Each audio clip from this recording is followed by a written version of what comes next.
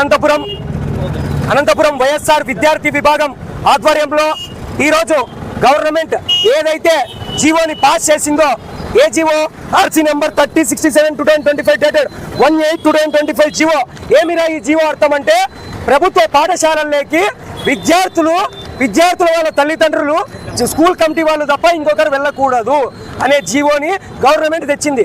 ఈ కూటమి గవర్నమెంట్ సంవత్సర కాలం ఏర్పడినప్పటి నుంచి ఏం చేస్తుందిరా అంటే ప్రభుత్వ విద్యను నీరు గార్చే విధంగా కూటమి ప్రభుత్వం వ్యవహరిస్తుంది.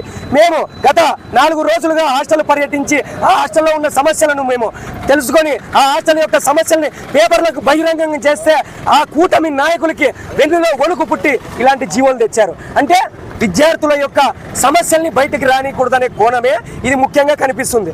కూటమి గవర్నమెంట్లో ఉన్నటువంటి మంత్రి నారా లోకేష్ గారికి సూటిగా హెచ్చరిస్తున్నాం. అయ్యా, మీరు నిక్కచ్చిగా నిజాయితీగా విద్యార్థుల సంక్షేమం కోరుకుంటే ఎవరు వస్తేనేమయ్యా, ఏ సమస్య వింటేనేమి, మీకెందుకంత భయం అని మేము వైఎస్ఆర్ విద్యార్థి ముఖంగా ప్రశ్నిస్తున్నాం. ఇదే టీచర్లకి చదువు చెప్పే పాఠాలు కాకోకుండా అనేక రకమైన యాప్లంట, చిక్కీలంట, ఇంకోటంట అని తెచ్చి విద్యార్థుల యొక్క విద్యా అభివృద్ధికి కుంటుపడే విధంగా మీ యొక్క ప్రవర్తన తీరు ఉంది. ఇదే కూటమి గవర్నమెంట్లో ఏదైతే నారా లోకేష్ గారు కార్పొరేట్ విద్యకు పెద్దపీట వేస్తూ ప్రభుత్వ విద్యను నీరు గార్చే విధంగానే ఈరోజు వ్యవహరిస్తున్నారు.